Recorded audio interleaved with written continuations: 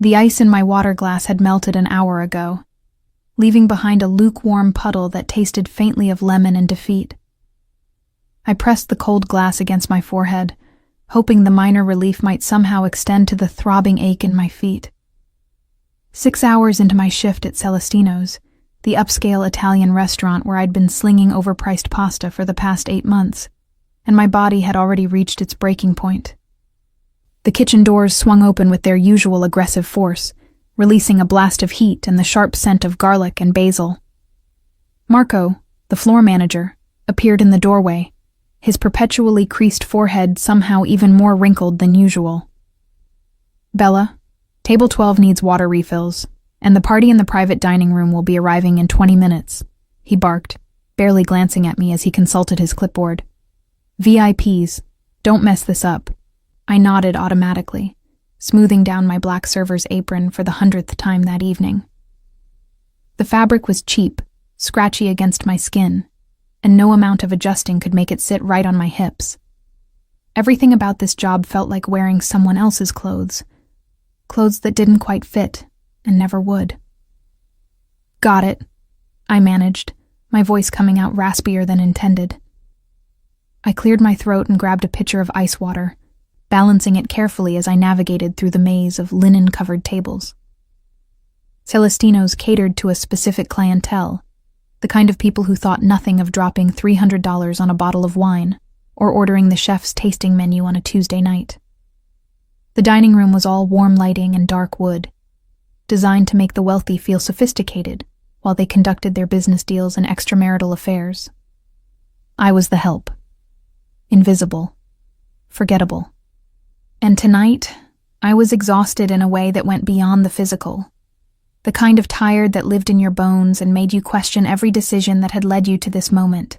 Serving people who wouldn't remember your face if they saw you on the street tomorrow. My apartment rent was due in 5 days. I was short by $200, even after picking up extra shifts. My car had started making a grinding noise that I couldn't afford to investigate, let alone fix. And my student loans, those persistent reminders of the degree I'd never finished, sent me increasingly aggressive emails every week. This was supposed to be temporary. That's what I'd told myself when I first tied on this apron, fresh from dropping out of Northwestern with a semester and a half to go. Just until I figured things out. Just until something better came along. That was 3 years ago. I finished refilling water glasses at table 12, a quartet of middle-aged businessmen who barely acknowledged my existence, and made my way back toward the kitchen. The restaurant had a strange energy tonight, a buzz of anticipation that I couldn't quite place. The staff moved with extra precision, and Marco had been even more high-strung than usual. "Who's coming to the private room?" I asked Sophia, one of the other servers, as she rushed past with a tray of appetizers. She shot me a look that was equal parts excitement and apprehension. "You really don't know? Would I be asking if I did?" Sophia glanced around, then lowered her voice. "Brandon Cavallo." The name meant nothing to me. I shrugged, waiting for elaboration. "Seriously?" Sophia's eyes widened. "Bella, he owns half the restaurants in Chicago, including this one, probably. He's..." She paused, choosing her words carefully. "He's connected. Italian family. Very powerful. Very dangerous. Mafia?" The word felt ridiculous on my tongue, like something from a movie rather than real life. "Nobody calls it that," Sophia hissed. "But yes. So don't do anything stupid, okay? Just serve, smile, and stay out of the way." Before I could respond, Marco materialized beside us, his face flushed with stress. "The Cavallo party is here. Bella, you're assigned to their room. Try not to screw it up." My stomach dropped. "Why me?" "Because Gina called in sick, and you're the only one available who isn't completely incompetent." He thrust a leather-bound menu toward me. "Go." The private dining room was at the back of the restaurant, accessible through a corridor lined with wine racks and soft lighting.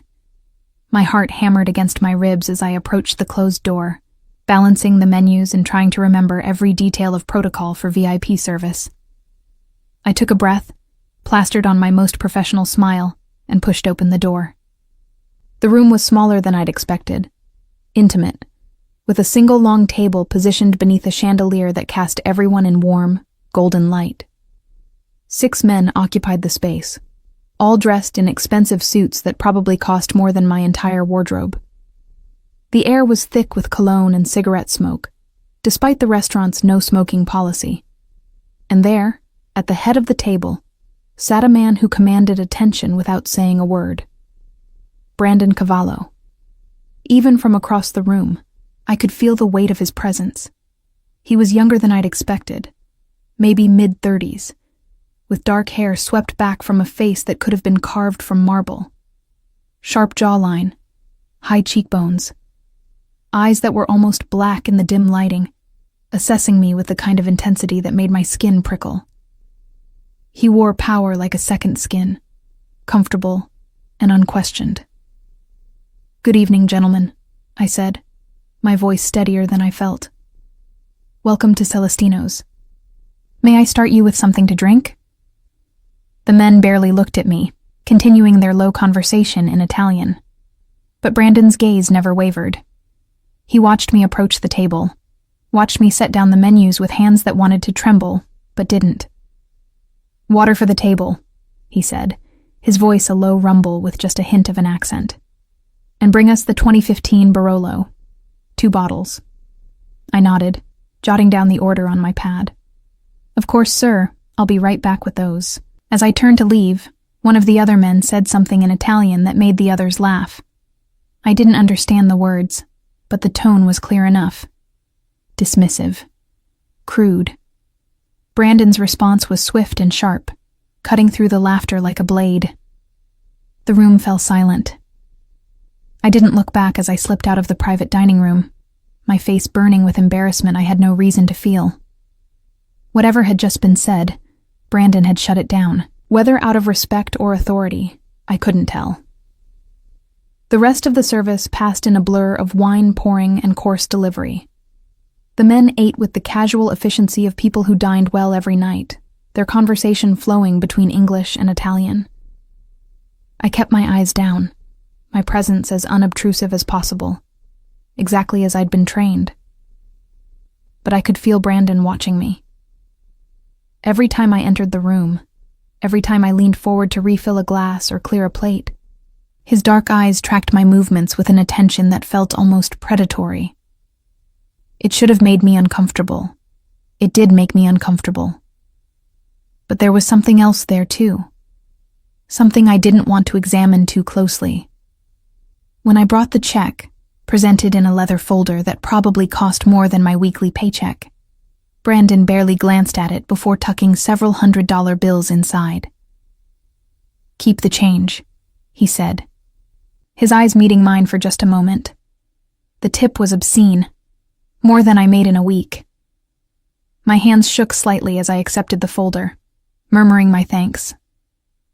As the men began to rise, preparing to leave, one of them, a stocky guy with a scar bisecting his left eyebrow, approached me. He smelled like expensive whiskey and aggression. "You did good tonight, sweetheart," he said, his tone making the words feel slimy. "Real good. Maybe you'd like to join us for a drink sometime?" Before I could formulate a polite refusal, Brandon was there. He didn't touch the other man, didn't raise his voice. He simply existed between us, a wall of silent authority. "She's working, Sal," Brandon said, his tone mild but carrying an undercurrent of warning. "Let's go." Sal raised his hands in mock surrender, backing away with a grin that didn't reach his eyes. "Just being friendly, boss." The men filed out, leaving behind the lingering scent of their presence and an inexplicable tension in the air. I stood frozen in the middle of the private dining room, the leather folder clutched in my hands, trying to understand what had just happened.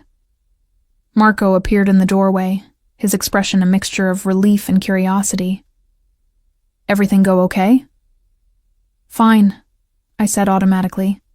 Everything was fine. But my hands were still shaking. My shift ended at midnight, the restaurant closing with its usual efficiency. I changed out of my server's uniform in the cramped staff bathroom, pulling on jeans and a worn Northwestern hoodie that had seen better days. The tip from Brandon's table was folded carefully in my pocket, a small fortune that could solve my immediate rent crisis. I should have felt relief.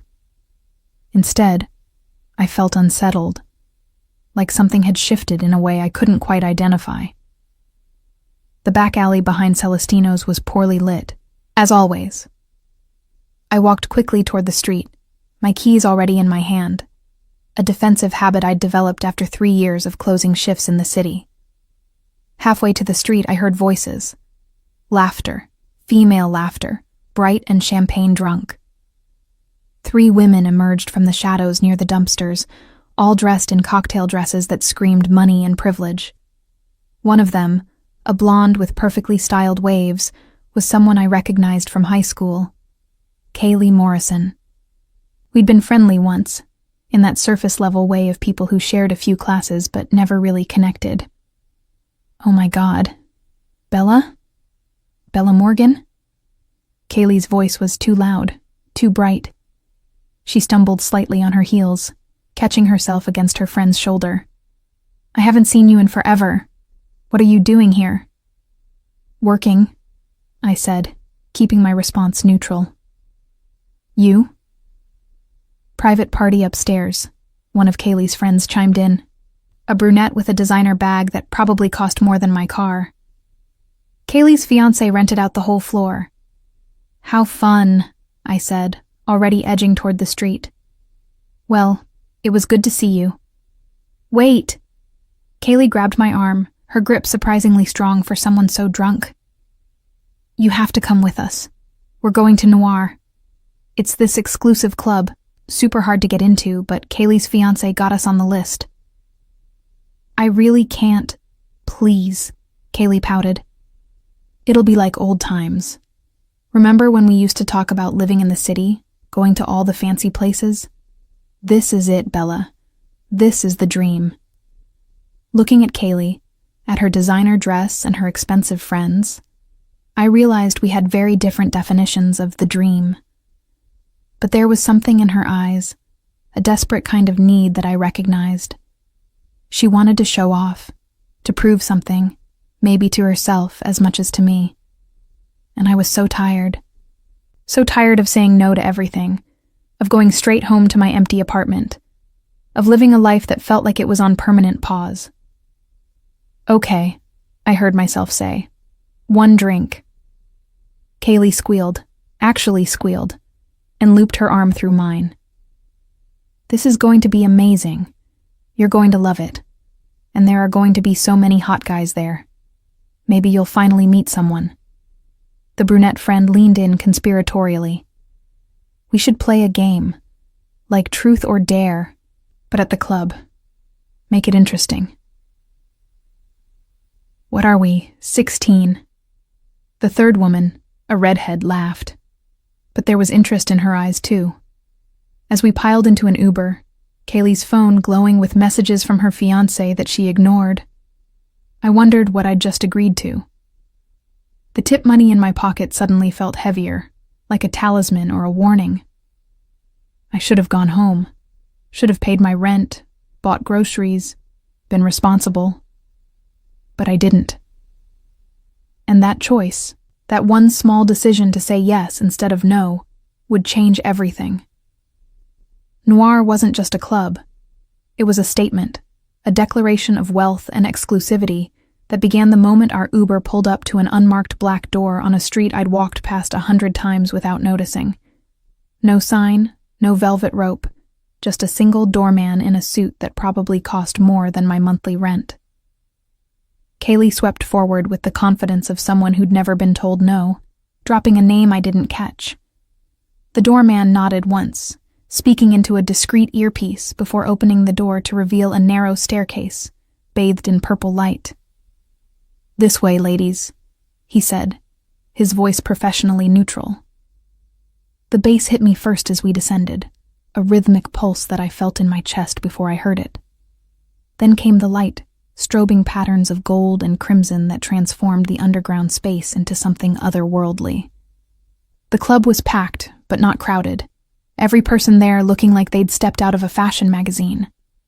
I felt immediately out of place in my jeans and hoodie. "Come on!" Kaylee shouted over the music, grabbing my hand and pulling me toward a curved bar that glowed from within. "First round's on me." The bartender, a woman with sharp cheekbones and a sleeve of intricate tattoos, took our order with professional efficiency. 4 cosmopolitans materialized in front of us, the pink liquid catching the light like liquid gemstones. "To old friends and new adventures," Kaylee toasted, her eyes already glassy with alcohol and excitement. I sipped my drink, the vodka burning pleasantly on its way down. Around us, Chicago's elite mingled and danced, their conversations a blur of business deals and social climbing that I couldn't follow and didn't want to. Okay. The brunette, whose name I'd learned was Madison, leaned in close. "Truth or dare time. Bella, you first." "I'm not playing truth or dare," I protested, but my voice was lost in the music and their laughter. "Come on," Kaylee pleaded. "Just one, for old time's sake." There was something in her expression, a calculation I didn't like but couldn't quite identify. Still, I was here. I'd already made the choice to step out of my normal life for one night. What harm could one silly game do? Fine, dare. The word came out before I could think better of it. Madison and the redhead, whose name was apparently Sienna, exchanged glances that made my stomach tighten. They huddled together, whispering and giggling, while Kaylee watched me with an expression I couldn't read. "We dare you," Madison finally announced, her voice carrying a cruel edge of amusement. "To walk up to the hottest guy in this club, sit on his lap, and kiss him. A real kiss. 10 seconds minimum." "Absolutely not," I said immediately. "That's assault, and insane." "It's just a dare," Sienna laughed. "Live a little, Bella. When's the last time you did something spontaneous?" "When's the last time I did something that didn't end badly?" I wanted to say. But they were all watching me now, waiting to see if I'd back down, if I'd prove myself as boring and predictable as they clearly thought I was. The vodka was making my edges fuzzy, my usual caution slipping, and maybe, just maybe, I was tired of being careful, tired of being invisible. Tired of a life where the most exciting thing that happened was getting a generous tip from a dangerous man, whose last name I couldn't even pronounce correctly. "Fine," I heard myself say, "but I picked the guy." The girls cheered, and Kaylee squeezed my arm with what felt like genuine excitement. "That's the spirit. Show us what Northwestern taught you." I drained the rest of my cosmopolitan for courage and scanned the club, looking for someone who seemed approachable, someone who might laugh off a stranger's kiss rather than take offense, someone safe. And that's when I saw him. Brandon Cavallo sat in a private booth, elevated slightly above the main floor, separated from the crowd by an invisible but unmistakable barrier of power. He was surrounded by men I recognized from the restaurant, including Sal with his scarred eyebrow, all of them engaged in conversation that looked far too serious for a nightclub. He'd changed from his dinner suit into something more casual, black jeans and a fitted black shirt that somehow made him look more dangerous, not less. His dark eyes swept the crowd with the casual assessment of a predator surveying his territory. Our eyes met across the strobing lights, and something electric shot through me. Recognition flickered in his expression, followed by something I couldn't identify. "Him," I said, pointing toward Brandon's booth before I could think better of it. "I choose him." All 3 women followed my gaze, and I watched the color drain from Madison's face. Not him. Anyone but him. "Why not?" I challenged, my liquid courage overriding my common sense. "You said the hottest guy in the club. That's him." "Bella, you don't understand." Kaylee grabbed my arm, her grip tight enough to hurt. "That's Brandon Cavallo. You can't just walk up to him. You can't just—" "I thought the whole point was to do something crazy," I interrupted, pulling free from her grasp. The vodka and the exhaustion and 3 years of saying no to everything had coalesced into a reckless determination. Or was this dare designed to make me look stupid? Something flickered in Kaylee's eyes. Guilt, maybe. Or fear. But I was already moving, weaving through the crowd toward the elevated booth. Security materialized as I approached, 2 massive men who moved to block my path. "I need to speak with Mr. Cavallo," I said, my voice steadier than I felt. "He's not taking visitors," one of them replied, his expression carved from stone. Brandon must have noticed the commotion because he looked up, his dark eyes finding mine. For a moment, I thought he'd have me thrown out. Then his lips curved into something that might have been amusement, and he said something to the security guard I couldn't hear over the music. The wall of muscle parted, and suddenly I was standing at the edge of Brandon's booth, close enough to smell his cologne, the same cedar and spice from the restaurant, but mixed now with whiskey and something darker. "The server from Celestino's," he said, his voice a low rumble that I felt more than heard. "This is unexpected." All of his men were watching me now, their conversations forgotten. Sal grinned like he'd just won a bet. My heart hammered against my ribs. This was insane. I should apologize, walk away, forget this whole stupid dare. But Brandon's eyes held mine, and there was a challenge there, a question about what I would do next. I thought about Kaylee's strange urgency for me to come here, about Madison's calculation and the dare that seemed designed to humiliate me, about 3 years of being invisible, of saying yes, sir, and no, sir, and disappearing into the background of other people's lives. And I thought, just for tonight, I could be someone else. Someone brave and reckless. Someone who existed. "I have a dare," I said, the words coming out stronger than I felt. "From my friends, and I'm choosing you." Brandon's eyebrow rose slightly. "A dare. To sit on your lap and kiss you." I couldn't believe the words were coming out of my mouth. "For 10 seconds, if you're willing." The booth went silent. Even the music seemed to fade as every man there processed what I'd just said. Sal looked like Christmas had come early. Brandon studied me for a long moment, his expression unreadable. Then, slowly, deliberately, he leaned back against the leather booth and patted his thigh once. "By all means," he said, his voice carrying a dark amusement. "I'm curious to see how this plays out." My legs moved before my brain could catch up, carrying me around the table to where Brandon sat. Up close, he was even more overwhelming, all sharp edges and controlled power. I could see a faint scar along his jaw, partially hidden by the shadow of stubble. I sat down on his lap, my heart pounding so hard I was certain he could feel it. His thigh was solid beneath me, muscular and warm even through the denim. His hand came to rest on my hip, steadying me, the touch burning through the fabric of my jeans. "You're shaking," he observed, his breath warm against my ear. "Nervous?" "Terrified," I admitted, turning to face him. Our faces were inches apart now, close enough that I could see flecks of amber in his dark eyes. "Good," he murmured. "Fear keeps you alive." And then, before I could second-guess myself into paralysis, I kissed him. I'd meant it to be brief, performative, just enough to complete the dare and escape with whatever dignity I had left. But the moment my lips met his, something ignited between us.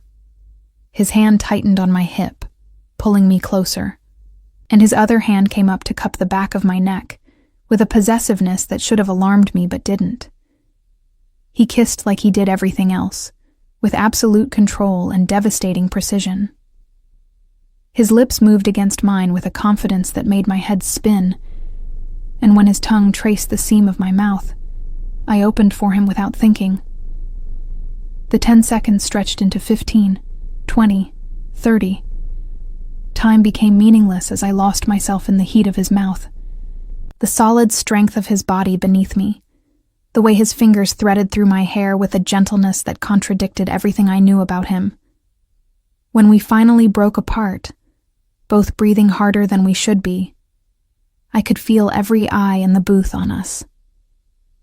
The club's music came rushing back, too loud and too real. "Well," Brandon said, his voice rougher than before, his thumb tracing my jaw with unexpected tenderness. "That was—" The explosion of gunfire cut him off. The sound was deafening even over the music, a rapid staccato of shots that sent the club into immediate chaos. People screamed, diving for cover as the strobing lights continued their oblivious dance. Brandon moved with inhuman speed, flipping me beneath him in one fluid motion, his body a shield over mine as more shots rang out. I could feel his heartbeat against my back, steady despite the chaos, could smell gunpowder mixing with his cologne. "Stay down," he commanded, his voice hard with authority. His men had already drawn weapons, returning fire toward the club's entrance where a group of armed men had appeared. The beautiful people of Noir were now a stampeding mass of panic, crushing toward any available exit. Through the chaos, I heard a voice shouting in Italian, harsh and commanding. Brandon's body tensed above me, recognition and fury rolling off him in waves. "The Morettis," he growled, the name carrying the weight of generational hatred. "Sal, get her out through the back. Now." "Boss! Now!" Brandon roared, and suddenly I was being hauled to my feet by Sal's meaty hands, pulled toward a door I hadn't noticed before. I looked back once, saw Brandon standing fully now, a gun in his hand that he wielded with the casual familiarity of someone who'd done this before. His eyes met mine across the chaos, and something passed between us that I didn't understand. Then Sal was pushing me through the door, and into a narrow corridor that smelled of garbage and rain. The alley behind Noir was a different world, all shadows and distant sirens, and the acrid smell of dumpsters. Sal dragged me forward with one massive hand clamped around my upper arm, his grip just short of painful as he pulled me toward a black SUV idling at the alley's mouth. "Wait," I gasped, trying to pull free. "My friends, Kaylee and the others, they're still in there." "They're fine," Sal said shortly, yanking open the SUV's back door. "Get in." "I'm not getting in some random car with a stranger." Sal spun me around so fast my head spun, his scarred face inches from mine. "Listen to me, sweetheart. Those men who just shot up the club, they're not there for the cocktails. They're there for Brandon, and you just made yourself very interesting by sitting in his lap and kissing him in front of half of Chicago's underworld." His fingers tightened on my arm.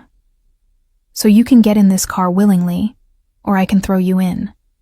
But one way or another, you're coming with me." Fear crystallized in my chest, sharp and cold. "I'm nobody. I'm just a waitress who made a stupid mistake. That's not how this works." Sal's expression softened slightly, something almost like pity crossing his features. "You chose Brandon Cavallo, in front of witnesses. After what just happened, you're not safe on your own. So get in the goddamn car." The sirens were getting closer. Through the alley's opening, I could see flashing red and blue lights painting the street. Behind us, more gunfire echoed from inside the club, sporadic now, but no less terrifying. I got in the car. Sal slammed the door and ran around to the driver's side, peeling away from the alley before I'd even managed to buckle my seatbelt. The tires squealed on wet pavement as we merged into traffic, leaving Noir and its chaos behind. My hands were shaking, actually shaking, trembling so badly I had to press them against my thighs to make it stop. What had I done? What had I walked into? "Where are we going?" I managed, my voice coming out thin and high. "Somewhere safe," Sal replied, his eyes constantly checking the rearview mirror. "Brandon will meet us there once he's handled the situation." "Handled the situation," I repeated numbly. "You mean the armed men who just tried to kill him? That situation?" Welcome to the life, sweetheart. We drove in silence through streets I recognized, then through areas I didn't, moving steadily away from the city's glittering center toward industrial zones where buildings crouched dark and empty. The adrenaline was starting to fade, leaving behind a bone-deep exhaustion and a creeping sense of unreality. This couldn't be happening. An hour ago, I'd been a waitress accepting a dare. Now I was fleeing a shootout in an SUV driven by a man who carried a gun as casually as I carried my keys. My phone buzzed in my pocket.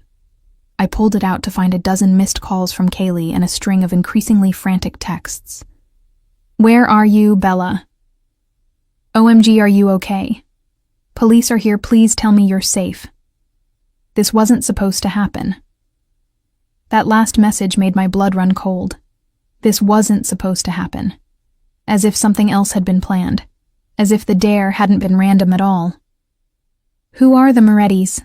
I asked, shoving my phone back in my pocket without responding to Kaylee's messages. Sal's jaw tightened. "Rival family. They've been trying to move into Brandon's territory for the past 6 months. This was their play, taking him out in public to show they're not afraid. And they failed. They always do." There was pride in Sal's voice. "Brandon's not easy to kill. People have been trying for years." The SUV turned into an underground parking garage, descending several levels before pulling into a spot near an elevator. Sal killed the engine but didn't immediately move to get out. Instead, he turned to look at me, his scarred face serious. "Look, I'm going to level with you, because you seem like a decent kid who got in over her head." He paused, choosing his words carefully. "That kiss you gave Brandon? That was witnessed by about 40 people, including several who work for families allied with ours. In our world, that kind of public claim means something. It's a statement." "I didn't claim anything," I protested. "It was just a stupid dare. Doesn't matter. Perception is reality in this business." Sal's expression was almost sympathetic. "Those Moretti soldiers who attacked tonight? They saw you. They know Brandon protected you during the shooting. By tomorrow, everyone in Chicago will think you're his girl." The words landed like a physical blow. "But I'm not. I'm nobody to him. He doesn't even know my last name." "You're about to become very important to him," Sal said grimly. "Because the Morettis will absolutely try to use you to get to him. And Brandon won't let that happen. He protects what's his, even if what's his is a waitress who kissed him on a dare." Before I could process that terrifying information, Sal's phone rang. He answered in rapid Italian, his expression darkening as he listened. When he finally hung up, he looked at me with something like resignation. "Change of plans. We're not going to the safe house. Brandon wants you brought to his penthouse. He's on his way there now." "I want to go home," I said, hearing the desperation in my own voice. "Please, just take me back to my apartment. I won't say anything to anyone. I'll pretend tonight never happened." "You really think it's that simple?" Sal shook his head. "Your apartment is probably already being watched. The Morettis work fast. If you go back there alone, you're as good as dead." He wasn't trying to scare me. That's what made it worse. He was simply stating facts, as casually as if he were discussing the weather. The elevator ride to the penthouse was silent, except for the mechanical hum of ascent. We climbed so high my ears popped. When the doors finally opened, they revealed not a hallway, but a direct entry into an apartment that took up the entire top floor of the building. The space was sophisticated in a way that made Celestino's look cheap. Floor-to-ceiling windows offered a panoramic view of Chicago's skyline. The city spread out below like a carpet of lights. The furniture was all clean lines and expensive leather, everything arranged with careful precision. And standing at those windows, his back to us, was Brandon Cavallo. He'd changed again, now wearing only black slacks and a white shirt with the sleeves rolled up to reveal forearms corded with muscle. His shoulders were tense, his posture that of a man processing violence and planning retribution. "Leave us," he said, without turning around. Sal hesitated. "Boss, the protocols—" "I said leave us." Sal shot me one last unreadable look before disappearing back into the elevator. The doors closed with a soft chime, and then I was alone with Brandon Cavallo in his penthouse fortress above the city. For a long moment, neither of us spoke. He remained at the windows, and I stood frozen near the elevator, afraid to move further into his territory. "Are you hurt?" he finally asked, his voice low and controlled. "No. Your body blocked everything. Good." He turned then, and I saw that he had blood on his shirt. Not much, just a few dark spots that hadn't been there before. "We need to talk about what happens next." "I want to go home," I said, the same plea I'd given Sal. "This has nothing to do with me. I'm just a waitress who made a mistake. I won't tell anyone anything. I'll move to another city if that's what you want. Just please let me go." Brandon crossed the space between us in 3 long strides, stopping close enough that I had to tilt my head back to maintain eye contact. Up close, I could see the faint lines of stress around his eyes, the tension in his jaw. "It's too late for that," he said quietly. "The moment you kissed me, you became part of this world. The Morettis saw you. They know I protected you. By tomorrow morning, they'll know your name, your address, where you work, everyone you care about." His words confirmed my worst fears. "Then tell them I'm nothing to you. Tell them it was just a dare, that you'd never seen me before tonight. That won't matter." His hand came up to cut my jaw, the touch gentle despite the calluses on his palm. "They'll use you anyway, just to prove they can, just to hurt me. Why?" The question came out as barely more than a whisper. "Why would they care about some random girl you kissed one time?" Something dark and complex moved behind his eyes. "Because in front of 40 witnesses, including people who matter, I treated you like you belonged to me. I pulled you onto my lap. I kissed you back. I threw my body over yours to protect you from bullets." His thumb traced along my cheekbone. "That's not how I treat strangers, Bella. That's how I treat what's mine." The possessiveness in his voice should have terrified me. Instead, it sent a shiver down my spine that had nothing to do with fear. "You don't even know me," I protested weakly. "I know you're brave enough to approach a table full of made men on a dare. I know you kiss like you're drowning and I'm air. I know you taste like vodka and courage." His lips curved into something that wasn't quite a smile. "And I know that I'm going to keep you alive, whatever it takes. By keeping me prisoner, by keeping you protected." He released my jaw, stepping back to give me space. "You'll stay here until the Moretti situation is resolved. You'll have your own room, your own space, but you won't leave without security. You won't contact anyone from your previous life without clearance, and you won't do anything that might put you at further risk." "That's called kidnapping," I said flatly. "That's called survival." Brandon moved to a bar cart near the windows, pouring amber liquid into 2 glasses. He brought one to me, pressing it into my hand. "Drink. You're in shock." I wanted to refuse, to maintain some shred of defiance. But my hands were still trembling, and the whiskey might help steady them. I took a sip, the liquid burning pleasantly down my throat. "How long?" I asked. "How long until the Moretti situation is resolved?" Brandon's expression darkened. "As long as it takes. Could be days. Could be weeks. Depends on how stupid they want to be. I have a job, bills, a life. Not anymore." The words were brutal in their honesty. "Your manager at Celestino's has already been informed you're taking an extended leave. Your rent will be paid. Any outstanding debts handled. You'll want for nothing. Except freedom." Except the freedom to get yourself killed, yes. He drained his own whiskey in one swallow. I understand you're angry. You have every right to be. But this isn't a negotiation, Bella. This is me telling you how things are going to be until I can guarantee your safety. I should have been screaming. Should have been demanding a lawyer, my phone, something.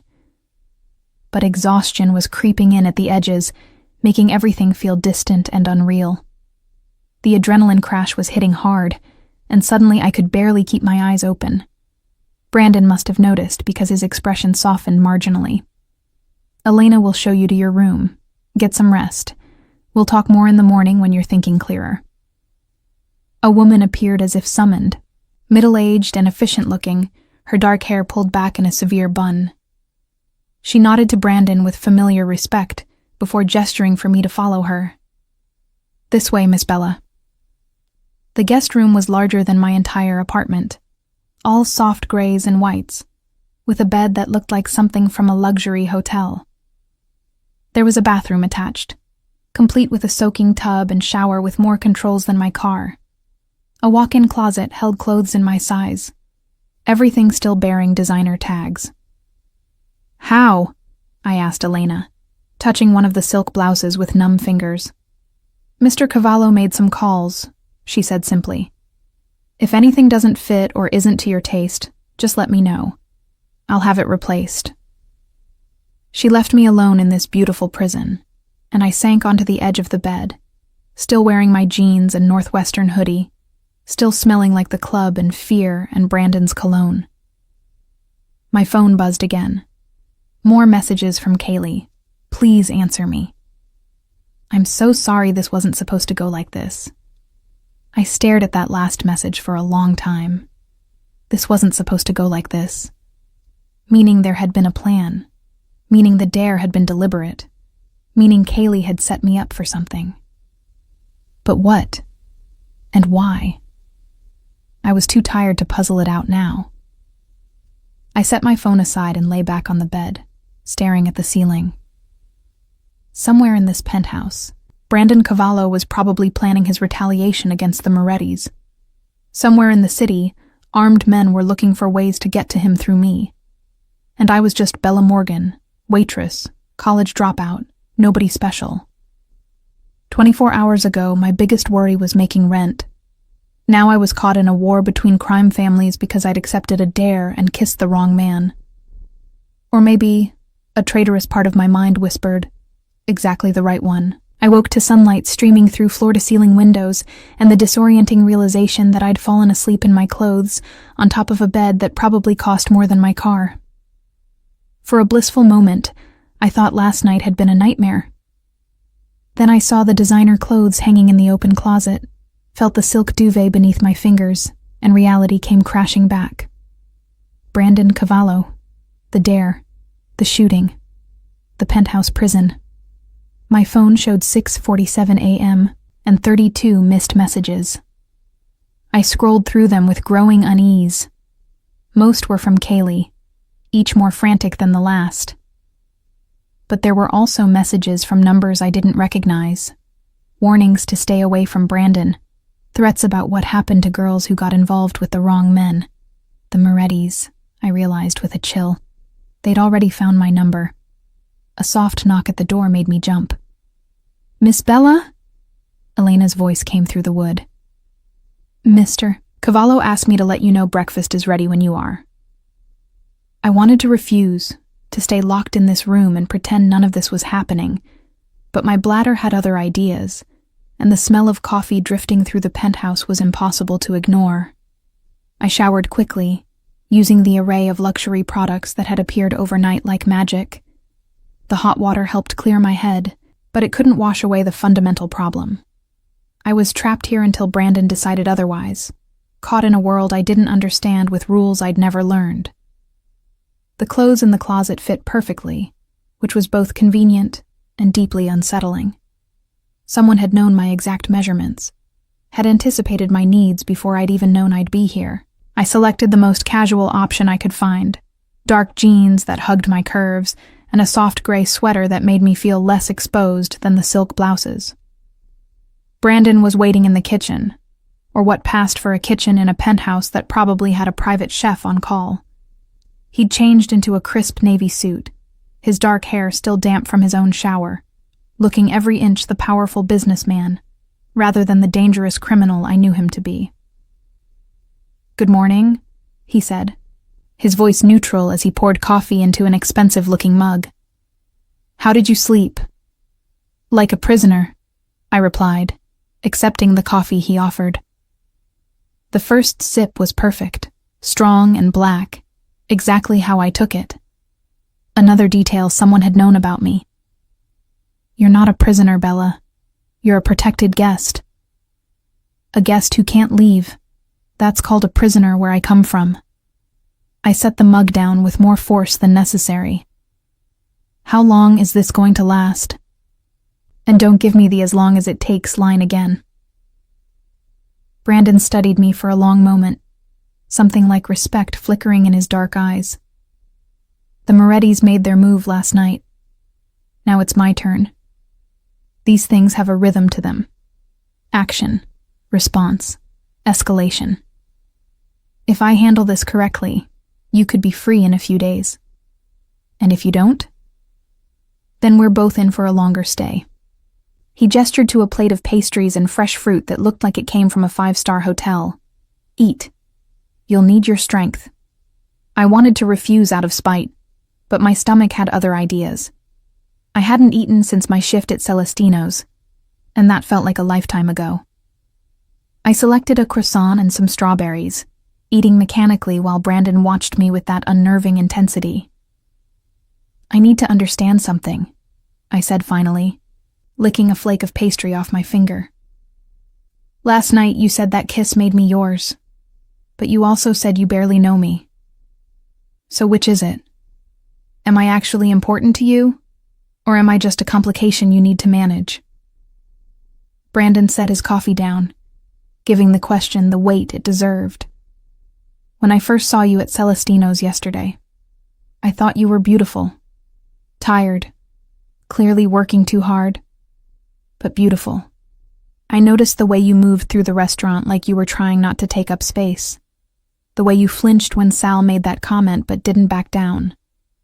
He moved closer, and I forced myself not to retreat. "Then you walked into my booth at Noir, shaking but determined, and offered yourself up like a sacrifice for some stupid dare. And when you kissed me..." He paused, his hand coming up to trace along my jaw. "When you kissed me, something shifted, something I wasn't expecting." "That's not an answer," I whispered, even as my body betrayed me by leaning into his touch. "The answer is both," he said simply. "You're a complication I didn't plan for, and you're important to me in ways I'm still figuring out. But regardless of which category you fit into, I protect what's mine. That's not negotiable."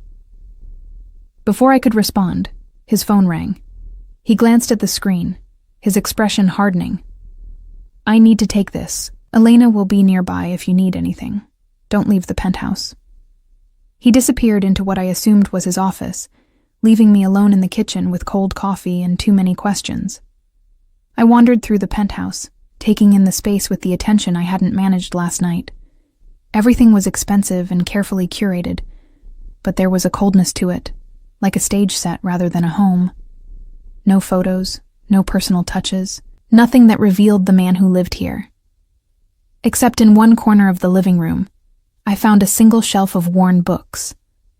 Not the leather-bound decoration pieces that lined other walls, but actual books that had been read and reread, their spines cracked and pages dog-eared. I ran my fingers along them. Classic literature, philosophy, a surprising amount of poetry. "He reads those when he can't sleep." Elena's voice came from behind me. I turned to find her watching me with an expression I couldn't quite read. "Most people see the power and the danger. They don't see the man who reads Dante at 3 a.m. "You've worked for him long?" I asked. 15 years, since he was barely more than a boy." Elena's expression softened. "He's not what you think, Miss Bella. Not entirely. He's a criminal, I said bluntly. People tried to kill him last night. People he's presumably killed himself. Yes, Elena agreed simply. But he's also the man who paid for my daughter's cancer treatment when my insurance wouldn't cover it. The man who makes sure every family in his organization has health care and pension plans. The man who won't allow drugs or prostitution in any business he controls. She paused. He's complicated, but he's not a monster. Before I could process that information, Brandon's office door slammed open. He emerged looking grimmer than I'd seen him, his jaw tight with fury. "We have a problem," he said, his eyes finding mine across the penthouse. "How well do you know Kaylee Morrison?" The question felt like a trap. We went to high school together. We weren't close then, and we haven't talked in years until last night. "What about her fiancé, Marco Moretti?" The name hit me like a physical blow. Moretti. Kaylee was engaged to a Moretti. "I didn't know," I said quickly. She never mentioned his last name. Just said he was her fiancé, that he'd gotten us into noir. I stopped, understanding dawning with horrible clarity. It was a setup. The dare wasn't random. She wanted me to approach you. "Smart girl," Brandon said grimly. "My contacts confirmed it this morning. Marco Moretti paid Kaylee to reconnect with you, to get you into that club, and to dare you to approach me specifically. They wanted to plant someone in my life, someone innocent who'd be easy to manipulate or use against me." "But the shooting, you said the Morettis attacked you." "That wasn't part of their plan," Brandon cut in. "That was Giovanni Moretti, Marco's cousin, going rogue. He thought he could end this quickly by taking me out in public. Marco didn't authorize it, which is why the attack was so sloppy." He ran a hand through his hair, frustration evident. Now Marco's in damage control, trying to salvage his original plan while dealing with his cousin's mess. I sank onto the leather couch, my mind reeling. Kaylee had used me, had set me up like a pawn in a game I didn't even know was being played. So, what happens now? Brandon sat beside me, close enough that I could smell his cologne. "Now I use you the way they intended to use you, but in reverse." "What does that mean?" His dark eyes met mine, and I saw calculation there mixed with something almost like regret. "It means you're going to help me destroy the Moretti family from the inside out. And in return, I'm going to give you your freedom and enough money to never have to work another double shift at Celestino's." "I don't want to be involved in this," I protested. "I don't want any part of your war." "You're already involved," Brandon interrupted, his voice hard. "The moment Kaylee chose you for this setup, you became part of it. The only question is whether you're going to be a passive victim or an active participant." He pulled out his phone, showing me a series of text messages. They were from Kaylee, sent this morning. "Is she okay?" "Please tell me she's okay. Marco is furious about what happened. He wants to meet with her. I can fix this. Just let me talk to her." "She's trying to maintain contact," Brandon explained. "Trying to salvage their plan by playing the concerned friend. If we cut her off completely, Marco will know his operation is burned. But if you respond, if you keep the connection alive..." He let the sentence hang. "You want me to spy on them," I said slowly. "To pretend I don't know about the setup so I can feed you information." "I want you to help me end this before more people get hurt." Brandon's hand covered mine, his touch warm despite the coldness of the conversation. "The Morettis won't stop, Bella. Even if I let you go, even if you disappear, they'll find you eventually. The only way you're truly safe is if their family is dismantled completely. And if I refuse?" Something dangerous flashed in his eyes. "Then I keep you here until I can guarantee your safety through other means, which could take months, maybe years." He leaned closer, his voice dropping. "Or you could help me, and this could all be over in a week. Your choice." It wasn't really a choice, and we both knew it. But at least this way, I'd have some agency in my own fate. I'd be doing something rather than passively waiting to see what Brandon decided for me. What exactly would I have to do? I asked. Brandon's lips curved into something that might have been approval. First, you respond to Kaylee. Tell her you're safe, that you're staying with a friend while you figure things out. Be scared, but not too scared. Confused about what happened. Make her think you still trust her. And then we wait for Marco to make his next move. He'll want to meet with you, to assess the damage and see if his plan is salvageable. When he does, I'll be listening to every word. He pulled a small device from his pocket, no bigger than a button. This is a microphone, state-of-the-art, completely undetectable. You'll wear it whenever you meet with Kaylee or any of the Morettis. I stared at the tiny piece of technology, understanding the full weight of what he was asking. This is dangerous. If they find out I'm working with you, they won't, Brandon said with absolute certainty. I'll have people watching you every second. The moment anything feels wrong, we extract you. You'll never be truly alone with them. But I'll be bait. You're already bait, he countered. This way, you're bait with teeth.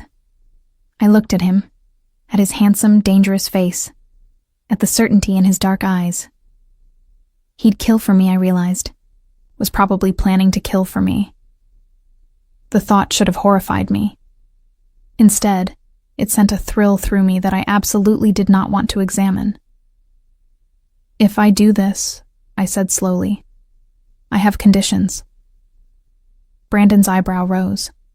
I'm listening. First, you tell me everything. No more vague explanations about the business or the situation. I want to know exactly what I'm walking into. Agreed. Second, when this is over, I'm free to go. No strings attached. No lingering protection or surveillance. You let me walk away. Something flickered in his expression, but he nodded. If that's what you want. And third, I paused, gathering my courage. You teach me to protect myself. Basic self-defense, how to handle a gun, whatever I need to know to survive in your world. Because even if I walk away, I'll always know what I know now. I'll always be a potential target for someone. Brandon studied me for a long moment, and I saw respect dawn in his eyes. You're smarter than I gave you credit for. Yes to all 3 conditions. He extended his hand. Do we have a deal? I looked at his hand, at the offer of partnership that came with it. This was insane. I should be demanding to speak to a lawyer, to the police, to someone who existed in the normal world I'd inhabited just 24 hours ago. But that world was gone now, shattered the moment I'd sat on a Mafia boss's lap on a dare. The only way forward was through. I shook his hand. We have a deal. Brandon's fingers closed around mine, and he pulled me closer, his other hand coming up to cup my face. I promise you, Bella, I'll keep you safe, whatever it takes. Then he kissed me, and it was nothing like the performative kiss from Noir. This was claiming, possessive and demanding in a way that made my knees weak. His tongue swept into my mouth, and I found myself pressing closer, my hands fisting in his expensive suit jacket. When we finally broke apart, both breathing hard, he rested his forehead against mine.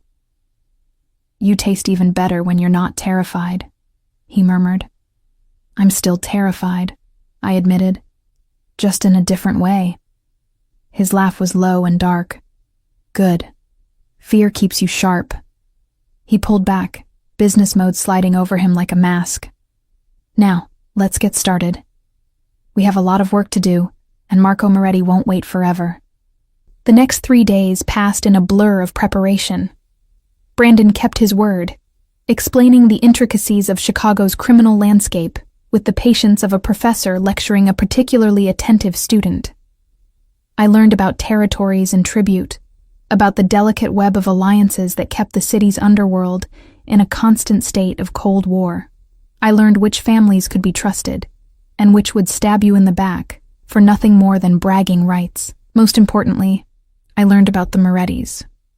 They were old money, Brandon explained, their family tree stretching back to Sicily and stained with generations of blood. Marco was the current head, young and ambitious, eager to expand his territory beyond the traditional boundaries his father had maintained. Giovanni, the cousin who'd orchestrated the attack at Noir, was the family's enforcer, beloved by the soldiers but considered too unstable for leadership. "The split between Marco and Giovanni is our advantage," Brandon said, pointing to photos pinned on a board in his office. "Giovanni's attack last night wasn't sanctioned. It embarrassed Marco in front of the other families. Now Marco has to choose between punishing his cousin, which makes him look weak to his own men, or supporting Giovanni's rogue action, which makes him look out of control." "And you're going to exploit that division," I said, understanding the strategy. "We're going to exploit it," Brandon corrected. "You're the key to this, Bella. Marco invested time and resources into planting you in my life. He won't abandon that investment easily, especially now that Giovanni's created additional complications." I'd responded to Kaylee's messages that first morning, playing the part of a confused, frightened girl who just wanted to understand what had happened. Kaylee had been effusively apologetic, swearing she had no idea the club would be attacked, begging me to meet for coffee so she could explain everything. I'd agreed, of course. That was the plan. But Brandon didn't just prepare me intellectually. True to his word, he'd begun teaching me to protect myself. Each morning, after breakfast, we'd go to a gym he maintained in the building's basement. It was there that I discovered Brandon Cavallo was a patient, but demanding teacher. "Again," he said for the 20th time, holding up padded mitts. "Strike with your palm, not your fist. You'll break your hand punching like that." I hit the mitts harder, putting my whole body into it the way he'd shown me. The impact jarred up my arm, but satisfyingly so. "Better," Brandon acknowledged. "Now show me the eye strike we practiced yesterday." I demonstrated the movement, my fingers jabbing toward his eyes in a strike that would have blinded an attacker if executed with full force. "Good. And if someone grabs you from behind?" I went through the sequence without thinking. Stamp on the instep, elbow to the ribs, turn and strike to the throat. "Excellent." Brandon lowered the mitts, a genuine smile crossing his face. "You're a fast learner." "I'm motivated," I replied, wiping sweat from my forehead. "Nothing like armed men trying to kill you to make you take self-defense seriously." The smile faded. "About that, I want to show you something." He led me to a section of the gym I hadn't noticed before, concealed behind a false wall. When he pressed a hidden panel, the wall slid aside to reveal a small arsenal. Handguns, rifles, and weapons I couldn't even name were displayed with military precision. "Choose one," Brandon said. "We'll start with handguns before moving to anything else." I selected the smallest pistol, its weight surprisingly heavy in my hand. Brandon moved behind me, his body bracketing mine as he adjusted my grip. "Like this," he murmured, his breath warm against my ear. Both hands, firm but not tense. The gun is a tool, not a lifeline.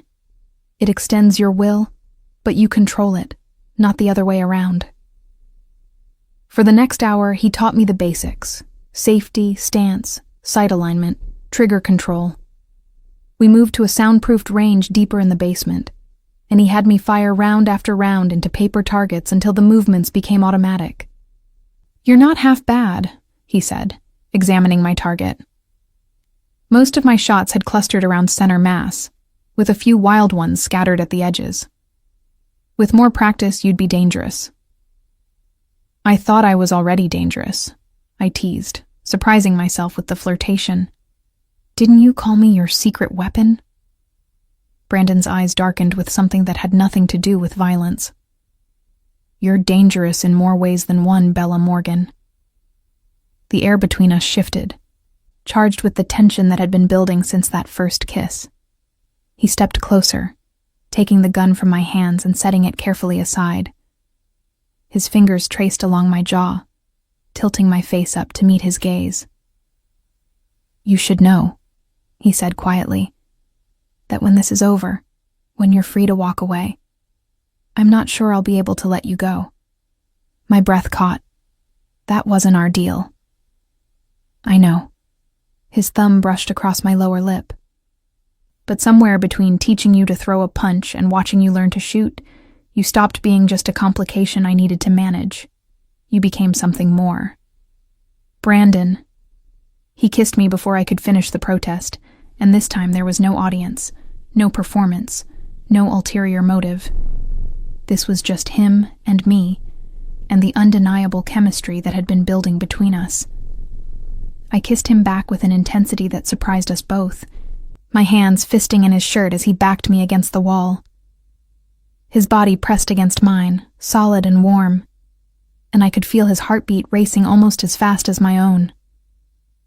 When we finally broke apart, both breathing hard, he rested his forehead against mine.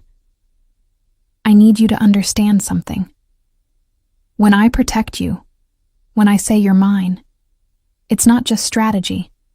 It's not just about beating the Morettis or maintaining appearances. It's real, Bella. This is real." I wanted to argue, to tell him he was confusing proximity with attraction, danger with desire. But the truth was that I felt it too. This pull between us that went beyond circumstances.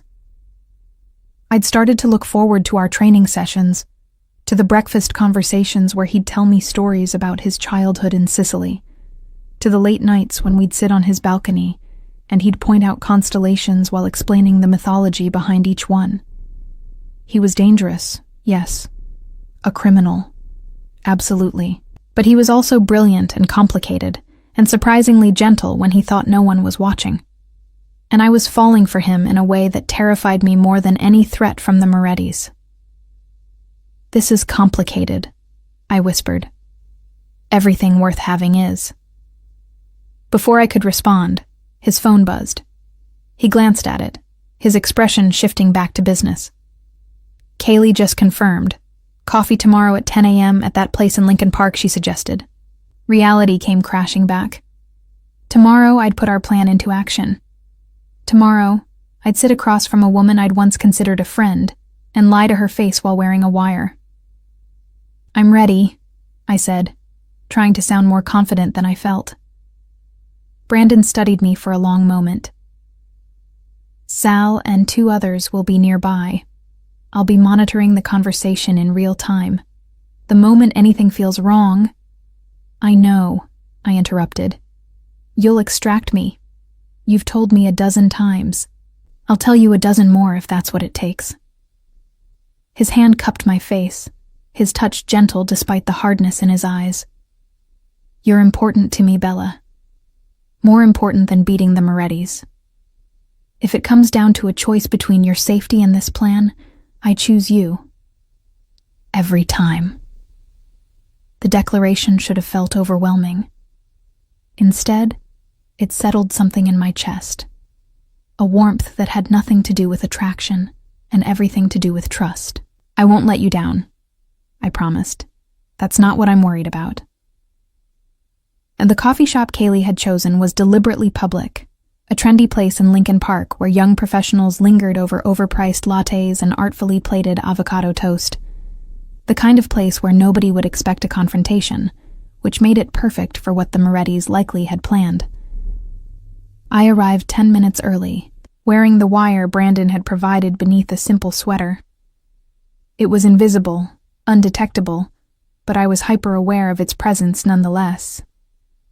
Sal sat 3 tables away, hidden behind a newspaper like something out of a bad spy movie. 2 other members of Brandon's crew had positions at opposite ends of the cafe. And somewhere, Brandon was listening to every word through an earpiece, ready to intervene if necessary. Kaylee arrived exactly on time, looking immaculate in expensive activewear that probably cost more than my weekly paycheck used to. She rushed to embrace me, and I forced myself not to stiffen at the contact. "Bella, thank God," she breathed, pulling back to examine my face. I've been so worried. Are you okay? Where have you been staying? With a friend, I said, keeping my answer vague as Brandon had instructed.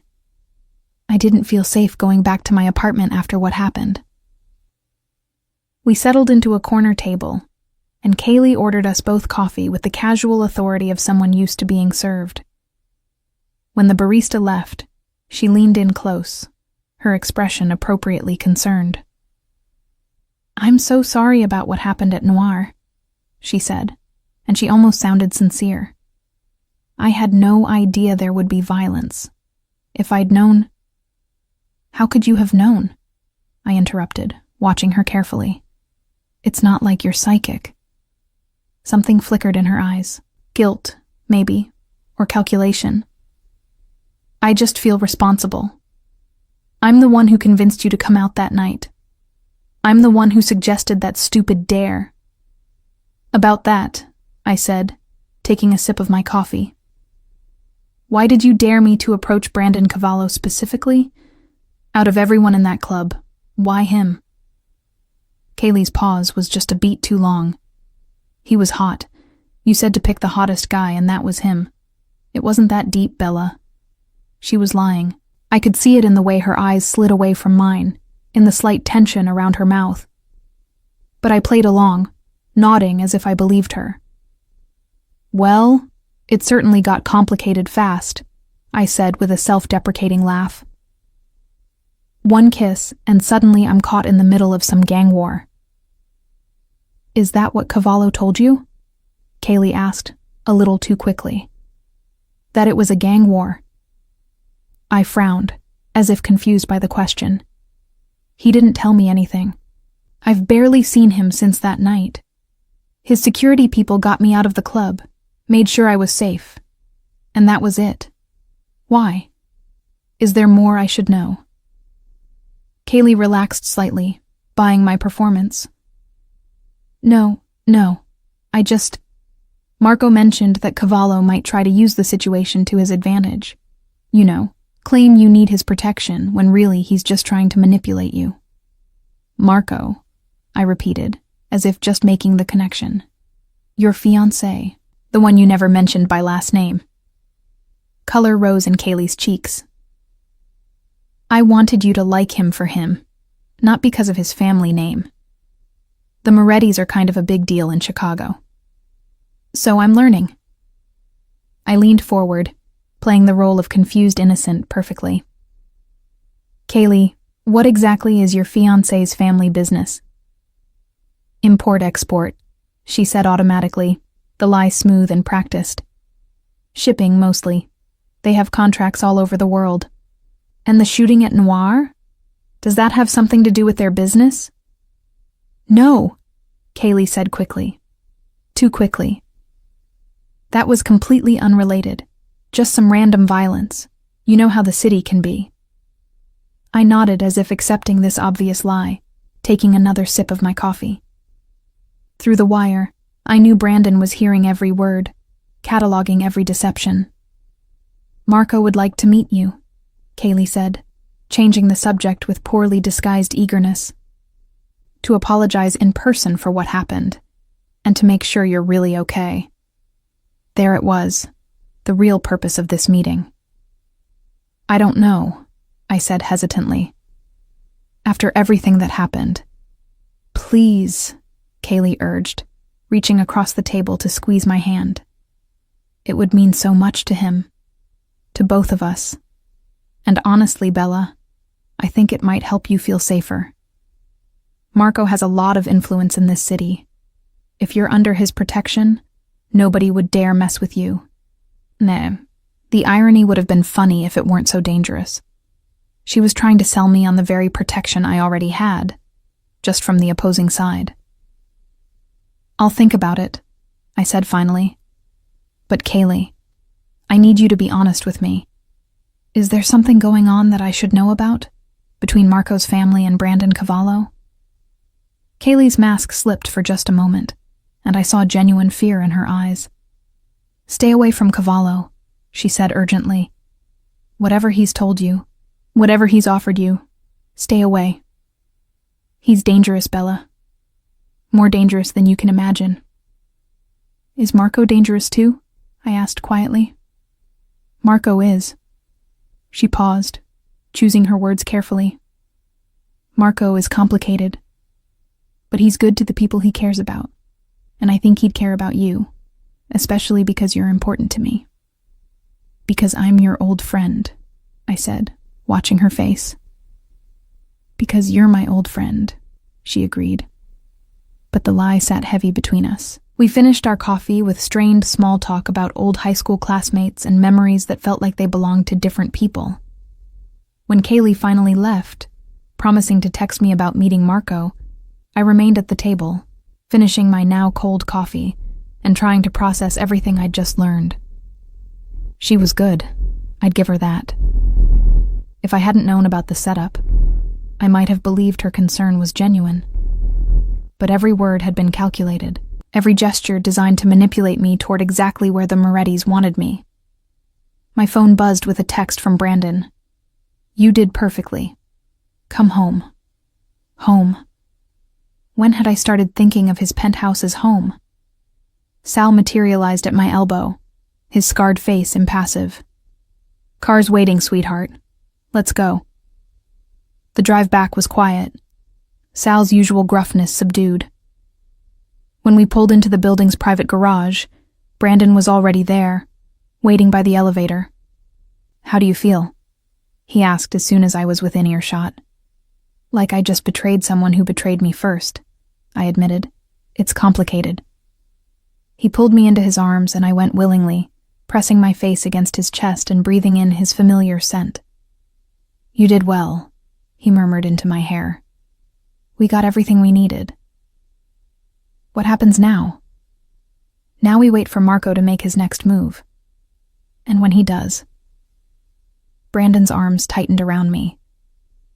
We'll be ready. Marco Moretti's invitation came through Kaylee 2 days later. Dinner at Rossi's, an upscale Italian restaurant in the Gold Coast that, according to Brandon's intel, was neutral territory, not controlled by either family, but respected by both. The invitation extended to, and guest, which Marco surely knew meant I'd bring Brandon if I had any sense. I didn't. Or at least, that's what we wanted him to think. This is the move, Brandon explained, studying the message on my phone. Marco's trying to separate you from my influence, to get you alone where he can make his pitch. He'll promise protection, probably offer you money, and subtly suggest that aligning with me is dangerous. So I should refuse? No. You accept. But you insist on bringing a friend for safety. Someone female, non-threatening. Someone Marco won't see as part of my organization. That's how Elena ended up being recruited for spy duty. She cleaned up beautifully, I discovered. Her usual severe appearance transformed by elegant styling and a designer dress that made her look like someone's sophisticated aunt, rather than a housekeeper for the mob. I used to do this for Mr. Cavallo's father, she explained as we prepared for the dinner. Before I retired to quieter duties. Don't worry, Cara. I know how to handle men like Marco Moretti. The wire I wore for this meeting was even more sophisticated than the first, disguised as an expensive necklace Brandon had given me that morning. If anything goes wrong, he'd said while fastening it around my neck. Anything at all, you say the code word and we storm the place. I don't care about the mess or the exposure. Your safety comes first. The code word was Northwestern, a reference to my abandoned degree that would sound natural in conversation, but specific enough to trigger an immediate response. Rossi's was elegant in that old-world way, all dark wood and candlelight, with a pianist playing soft jazz in one corner. Marco had reserved a private table in an alcove that offered both intimacy and a clear view of the entire restaurant. Strategic positioning. He stood when we approached, and I got my first real look at the man who'd orchestrated this entire mess. Marco Moretti was handsome in a polished way, his dark suit perfectly tailored, his smile carefully calibrated to put me at ease. He looked like a young executive, not a crime lord. Bella, he said warmly, taking my hand and kissing it in a gesture that felt both courtly and possessive. I'm so glad you agreed to meet, and you brought a friend. Excellent. This is my Aunt Elena, I lied smoothly. She's visiting from out of town, and I didn't want to leave her alone. Elena played her part perfectly, offering a polite smile and a limp handshake that suggested she was neither impressed nor intimidated by Marco Moretti. Pleasure, she said in accented English, thickening her natural inflection deliberately. We settled into our seats, and Marco immediately took control of the conversation, ordering an expensive bottle of wine and suggesting dishes like he owned the restaurant. Maybe he did. First, let me apologize, he began once the server had departed. What happened at Noir was inexcusable. You were caught in something that had nothing to do with you, and for that I am deeply sorry. Kaylee said it was random violence, I replied carefully. Just wrong place, wrong time. Something flickered in Marco's eyes. Approval, maybe, that I was sticking to the script. In a sense, yes. But Chicago can be dangerous for beautiful women who catch the wrong person's attention. He paused meaningfully. Brandon Cavallo's attention, for instance. I barely know Brandon Cavallo, I said, which was technically true if you ignored the fact that I'd been living in his penthouse and learning to shoot his guns. I served his table at the restaurant where I work. Then there was that stupid dare at the club. That's the extent of our relationship. Is it? Marco's smile didn't reach his eyes. Because my sources tell me you've been staying somewhere other than your apartment since that night. Somewhere you won't tell even your good friend Kaylee about. My pulse quickened, but I kept my expression neutral. I'm staying with another friend. After what happened, I didn't feel safe going back to my place alone. Is that strange? Not strange. Understandable. Marco leaned forward, his voice dropping to something more intimate. But Bella, I want you to understand something about Brandon Cavallo. He's not a good man. He's dangerous, violent, and he uses people. If he's offered you protection, it's only because he sees a way to use you against me. Against you? I let confusion color my voice. Why would he want to use me against you? Marco hesitated, clearly trying to decide how much to reveal. My family and his have. Complicated history. And when you kissed him in front of half of Chicago's connected people, you became a symbol of something. A claim. Whether you intended to or not, you made yourself important to him. I don't want to be important to him, I said, which was perhaps the most honest thing I'd said all evening. I don't want to be important to anyone in this world. I just want to go back to my normal life. And you can, Marco said eagerly. That's what I'm offering you, Bella. Protection, yes, but also freedom. I can make sure Cavallo loses interest, that he sees you as the non-issue you actually are. But I need something from you in return. Here it was, the real pitch. What do you need? Information. Nothing complicated. Nothing dangerous. Just, if Cavallo contacts you, if he tries to continue whatever relationship he thinks you have, I need you to tell me. What he says, what he asks about, where he goes. Marco's hand covered mine on the table. In return, I'll make sure you're protected. I'll pay off your student loans, get you a better job, maybe at one of my legitimate businesses.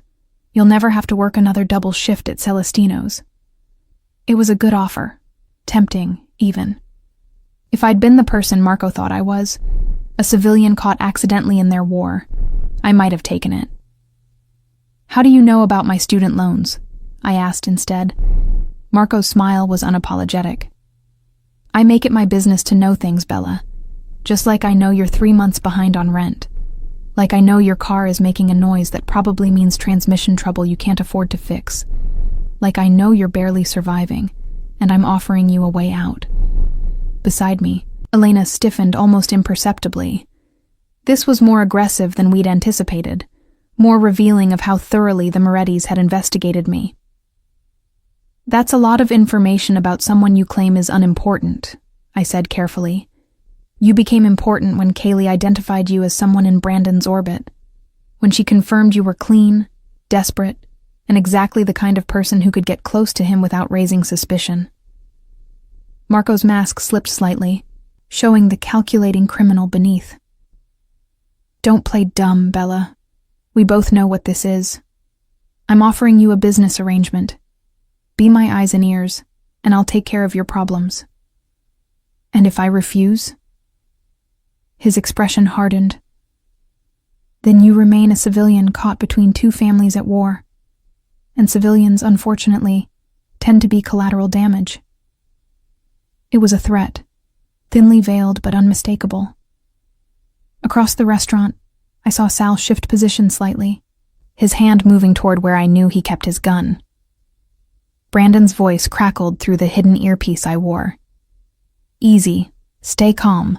We need him to keep talking." "That sounds like a threat, Marco," Elena said suddenly, her accented English disappearing to reveal perfect, unaccented words. "And threats against women under Brandon Cavallo's protection tend to be very bad for one's health." Marco's head snapped toward Elena, seeing her properly for the first time. Recognition dawned, followed by fury. "You're not her aunt. You work for Cavallo." "I've worked for the Cavallo family for 15 years, Elena confirmed calmly. "Long enough to recognize a clumsy setup when I see one. Did you really think Brandon wouldn't know about your little plan? That he wouldn't protect Bella the moment she became important to him?" "This was a setup," Marco breathed, his face flushing with anger. "You've been wearing a wire this whole time." "Actually, it's a necklace," I corrected, touching the diamond pendant at my throat. "The wire is just a bonus feature." Marco stood abruptly, his chair scraping against the floor. Around us, I sensed movement, his security detail recognizing the shift in situation, preparing for violence. "You made a mistake," Marco said, his voice tight with barely controlled rage. "Brandon Cavallo might think he's untouchable, but he's not. Neither are you. Marco." The new voice came from behind us, deep and commanding, and absolutely certain of its authority. Brandon stepped into view, flanked by Sal, and 4 other men I recognized from his security team. "I think we're past the point of threats, don't you?" The restaurant had gone silent, other diners sensing the danger even if they didn't understand its source. The pianist had stopped playing, his hands frozen above the keys. Marco's security team was outnumbered and outgunned, and everyone knew it. But Marco's pride wouldn't let him back down completely. "This is neutral territory, Cavallo. You can't touch me here." "You're right. I can't." Brandon moved to stand beside my chair, his hand coming to rest possessively on my shoulder. "But I can make sure everyone in Chicago knows exactly what you did. How you used your fiancée to set up an innocent woman. How you threatened her when she refused to spy for you. How you showed such disrespect to the concept of neutral territory by treating it as your personal recruiting ground." "They won't care," Marco spit. "She's nobody." "She's mine," Brandon corrected, his voice dropping to something dangerous. "And everyone will care about that." Brandon pulled out his phone, tapping the screen once. Immediately, the restaurant's sound system crackled to life, and our entire conversation with Marco began playing through the speakers. His threats, his manipulation, his confession about the setup. Every word, broadcast for everyone to hear. Marco's face went white. "You can't—" "I already did. This recording has been sent to every family head in Chicago. By morning, everyone will know how the Morettis operate, how you put civilians in danger, how you violated the sanctity of neutral territory." Brandon's smile was cold and sharp. "You wanted to use Bella to destroy me, Marco. Instead, you've destroyed yourself." The other restaurant patrons were recording now, phones out and capturing everything. In the age of social media, Marco's downfall was going viral in real time. "You'll pay for this," Marco said, But the threat was empty, the power already drained from his voice. No. You will. You and your whole family. Brandon's hand tightened on my shoulder. Because you made the mistake of threatening what's mine. And I protect what's mine with everything I have. Brandon guided me toward the exit, his security forming a protective cordon around us. Elena walked beside me, her brief return to active duty apparently successful. We need to leave, Sal muttered. Giovanni Moretti is on his way with reinforcements. This is about to get messy. We moved quickly, but without panic, piling into waiting SUVs that peeled away from the restaurant just as more cars arrived. Through the rear window, I watched chaos unfold, Giovanni's men confronting Marco's security, the situation escalating exactly as Brandon had predicted. Did you know Giovanni would come? I asked as we drove back to the penthouse. I counted on it, Brandon admitted. Marco and Giovanni have been at odds since the Noir attack. This public humiliation will be the final straw. By morning, the Moretti family will be too busy with their own civil war to worry about you or me. The penthouse felt like a sanctuary after the tension of the restaurant. Elena disappeared to her quarters, leaving Brandon and me alone in the living room with its view of the glittering city below. It's over? I asked, still trying to process everything that had happened. The immediate threat? Yes. Marco's reputation is destroyed, his authority undermined. He'll be lucky if his own family doesn't remove him from power. Brandon poured us both whiskey, handing me a glass. You're safe, Bella. You can go back to your life whenever you're ready. It was what I'd wanted, what we'd agreed on. Freedom, a return to normalcy. But as I stood there in Brandon's penthouse, looking at the man who'd protected me, taught me, shown me a world I never knew existed, I realized something had changed. I'd changed. What if I don't want to go back? The words came out before I could stop them. What if that life doesn't fit me anymore? Brandon set his glass down, turning to face me fully. What are you saying? I'm saying that somewhere between learning to shoot your guns and wearing a wire to dinner with a crime boss, I stopped being that scared waitress from Celestino's. I'm saying that you were right. This is real. What's between us? It's real. I moved closer, closing the distance between us. I'm saying I choose you, if you'll have me. Bella, he breathed, his hands coming up to frame my face. You understand what you're choosing? This world, this life. It's dangerous. It's complicated. You'll never be fully safe. I'll be safer with you than without you, I replied. And I'd rather be in danger with you than bored without you. He kissed me then, and it was different from all the other kisses. This one was a promise, a claiming that went both ways. I was his, yes, but he was mine too. Equal partners in this dangerous world we'd navigate together.